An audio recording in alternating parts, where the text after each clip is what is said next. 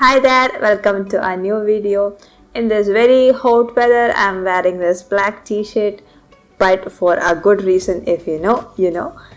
When Kejriwal was arrested, watching him being taken away made me very hopeful, because the people who are actually facing corruption charges are going to jail and facing the law. And we know that the CPIM government in Kerala is next in line, because there are a lot of investigations going on against them on various corruption charges, which probably began around 2018. When Pinarayi Vijayan came to power, his slogan was, if CPIM comes or if LDF comes, everything will be alright. But the reality is that in the fifth largest economy in our state, people are still scrambling for a job, for making their ends meet, and they are not even getting pensions or salaries on time. Everything is very much affected by the corruption and the partisan way that the Communist Party deals with things. And we also have a 17 crore per month interest rate that we have to pay for all the debts that we have taken. And we are still looking for more ways to borrow money. I'm very sure every Malayali is facing this dilemma at the moment, where they can't stay in Kerala even though they are highly qualified and very much deserving of a better life. And we honestly don't know how we can get out of this. When Pinarayi Vijayan got into power in 2015, his goal was to create a left heaven in Kerala against Modi's fascism, and it would be a place for the minorities to fight against this fascist majoritarian politics that is going on in India. In order to challenge the Kerala government's dependence on the center for funds, they pushed the KIIFB scheme, through which anybody could buy masala bonds and invest in the developmental projects that happen in the state. Which means that we borrowed from entities outside the country to carry forward infrastructure projects and projects in health sector, education sector, building of bridges and roads and so on. And these projects does not bring any return. So basically we borrowed all this sum of money and which we have no means to repay. And this project was spearheaded by Thomas Isaac, who is now under ED's investigation for the same KIIFB Masala Bonds. And he is not appearing in front of the ED. That sounds familiar, right? And now that the central government has written off the KIIFB borrowings as off budget, and we have already crossed the debt ceiling, therefore the central government cannot give us more money to cover off our debts. So basically this has pushed the state into deep financial crisis from which we have no idea how to recover. The situation is so dire that the Kerala government does not have any funds to pay off the arrears in pension and even salaries of its employees. But somehow we have enough money for the government officials, that is the people in power, to lead a very luxurious life. I don't know where that money comes from. But the Supreme Court also is not giving any interim relief to the Kerala government, as the case of the state center borrowings problem is now referred to a constitution bench, but the center said that the Kerala's crisis is its own and the center will not be held responsible for our financial crisis.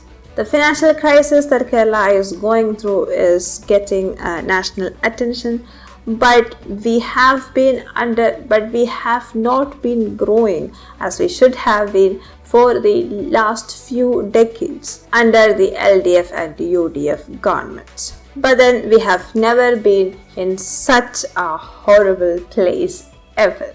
There are multiple corruption charges going on, even against the daughter of Pinarayi Vijayan. There is the gold smuggling case, there is the Kerala flood relief fund scam, there is the sprinkler scam, there is a lot of cooperative banks are under scrutiny for mismanagement of their funds, along with the government's role in that. And then there are allegations of the party members illegally given appointments in public sector. There are also allegations against the SFI members without the proper certifications or marks to be there.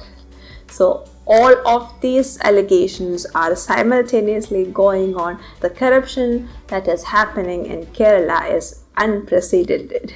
There are also the NIA investigations on PFI and its activities, and most of the political party members in the left, in the LDF, are under one or the other investigation or scrutiny.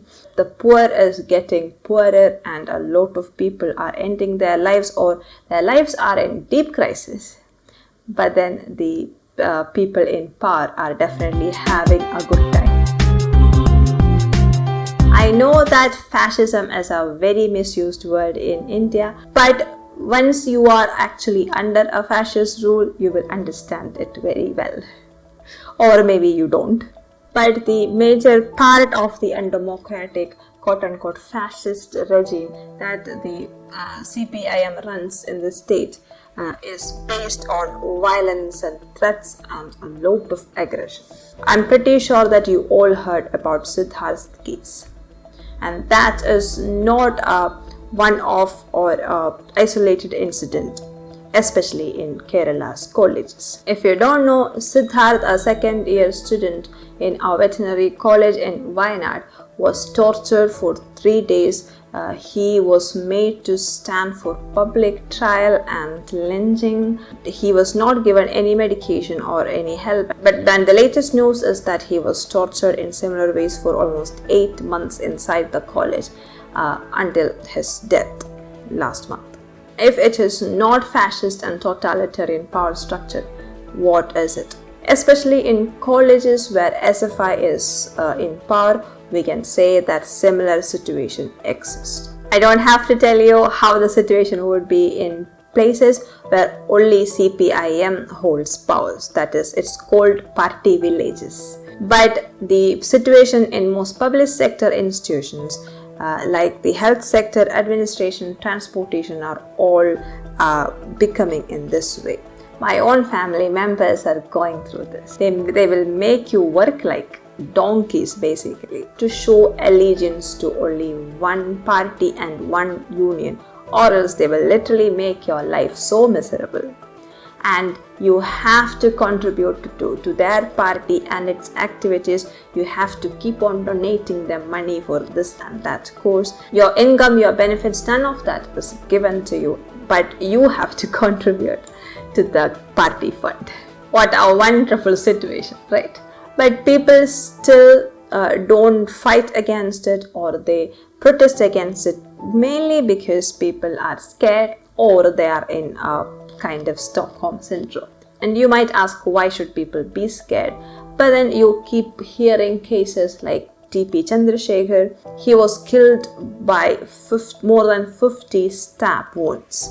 And then you hear the case of Siddharth, and the list just goes on and on. There is actually a book on the situation in Kannur. If you're interested to know more about the horrors of communism in Kerala, you can read that book. You will get to know more.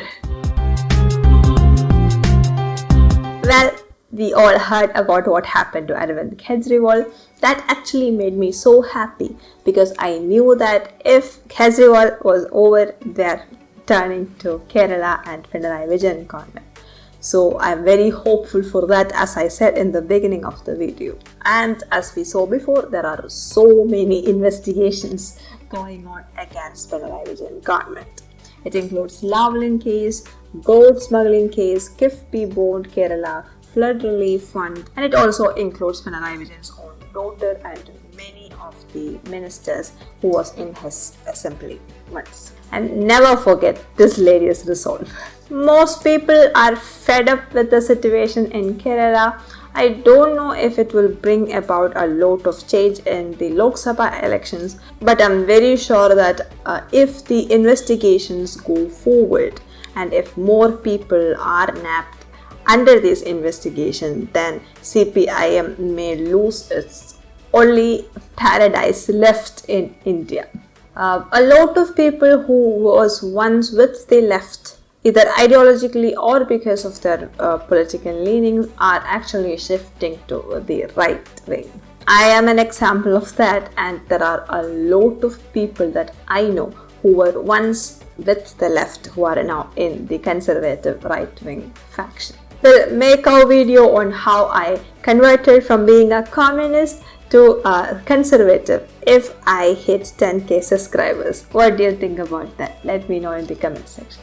So that is basically the situation of crisis that Kerala is going through financially, culturally, socially and politically.